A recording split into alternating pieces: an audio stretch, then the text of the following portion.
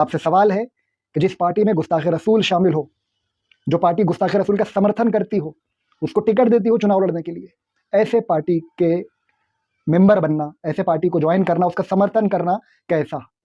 अस्सलाम वालेकुम। फ़ेसबुक के माध्यम से अब्दुल काशिफ साहब ने एक वीडियो पोस्ट की थी जिसमें उन्होंने सवाल किया था कि गुस्ताखे रसूल जिस पार्टी में है और उस पार्टी का समर्थन करना कैसा। आए दिन देखा जा रहा है कि हमारे कौम के कुछ नौजवान बीजेपी में शामिल हो रहे हैं क्योंकि वो सत्ताधारी पार्टी है, बड़ी पार्टी है और देश में तमाम राज्यों में उनकी सरकारें आ रही है। ऐसे में कुछ नौजवान उस पार्टी से जुड़ रहे हैं, लेकिन जुड़िए उससे हमें कोई मामला नहीं है, कोई भी राजनीतिक पार्टी में जाए। लेकिन एक बात ध्यान रखिए आप कि उस पार्टी में हैदराबाद कुशामहल से एक विधायक है राजा सिंह, जिसके आप बयान सुनिए, वीडियो सुनिए, तो वो न जाने क्यों आप सल्लल्लाहु अलैहि वसल्लम इस्लाम के बारे में बुरे ख़यालात लोगों के सामने पेश करता है और इस्लाम की बुराई करता है, निंदा करता है। और न जाने ऐसे बहुत सारे लोग हैं। एक प्रवक्ता जो लाइव चैनल पर उसने कुछ कहा था जिसका विवाद आपने दुनिया में, देश में देखा था। और न जाने ऐसे कई बीजेपी के जो लोग हैं जो इस्लाम के ख़िलाफ़ बोलते हैं, जैसे कि हिमंता बिस्वा शर्मा आसाम के जो मुख्यमंत्री हैं, वो हमेशा उनके वीडियो आप सुनिए, बयान सुनिए उनके, वो कहते हैं कि मैं मदरसों को ख़त्म कर दूँगा, एक भी मदरसे वाला नहीं रहेगा। इस तरीके के बयानात देना गलत है।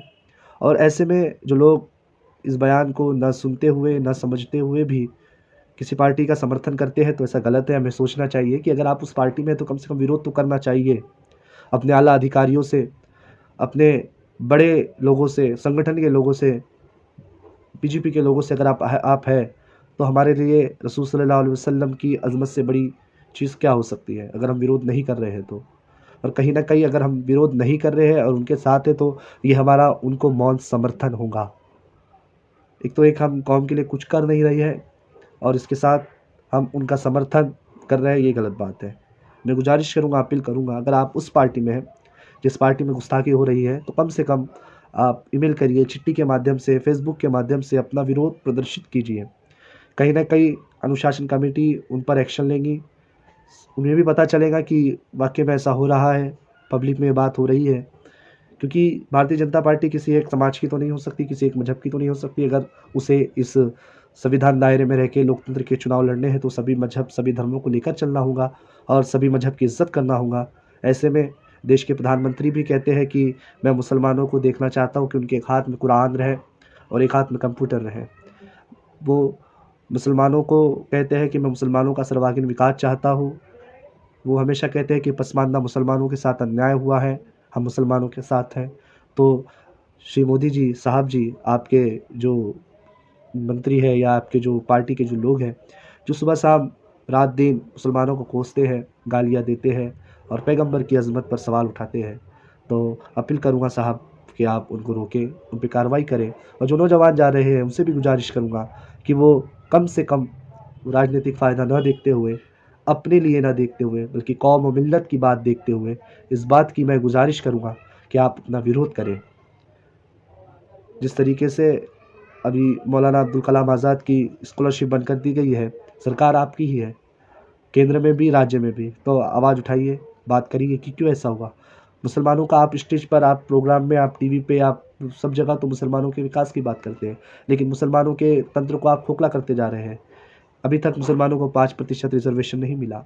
आपकी केंद्र में भी सत्ता सत्ता है, राज्य में भी है, लेकिन कुछ नहीं हुआ मुसलमानों के लिए, सिर्फ़ बातें हैं। और जो गुस्ताख रसूल है, राजा सिंह पे कार्रवाई हुई, उन्हें विधायक की टिकट मिली और वो जीत कर भी आए। उस समय के बाद माफ़ी माँग लेते हैं, लेकिन फिर उसके बाद क्या?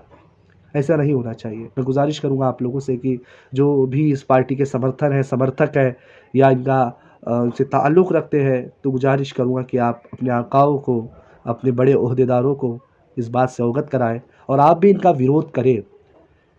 पार्टी में जाना, पद मिल जाना, होर्डिंग बैनर के पे फ़ोटो आ जाना, मंत्री जी को हार पहनाते हुए फ़ोटो आ जाना, ये बड़ी बात नहीं है। बड़ी बात ये है कि जिसका कलमा आप पढ़ते हैं, जिसका कलमा आप पढ़ते हैं, उसके उस कलमे की बुनियाद पर आप मुसलमान हैं। अगर आप उस कलमे को मानते हैं और उसी कलमे में आता है ला इलाहा इल्लल्लाह मुहम्मदुर रसूलुल्लाह सल्लल्लाहु अलैहि वसल्लम, और उसी की गुस्ताखी वो पार्टी का कार्यकर्ता या वो पार्टी का मंत्री करता है जो उस पार्टी में है जिस पार्टी में आप भी हैं। तो सोचिए, इस बात को नज़रअंदाज मत करिए, आवाज़ उठाइए, विरोध करिए। हो सकता है कि आपके अकेले से कुछ नहीं होगा, लेकिन हो सकता है कि आपके बोलने से और आपके साथी जो आपकी ही पार्टी में हैं वो बोल उठेंगे, गूंगों को भी ज़बान आ जाएगी। अस्सलाम वालेकुम।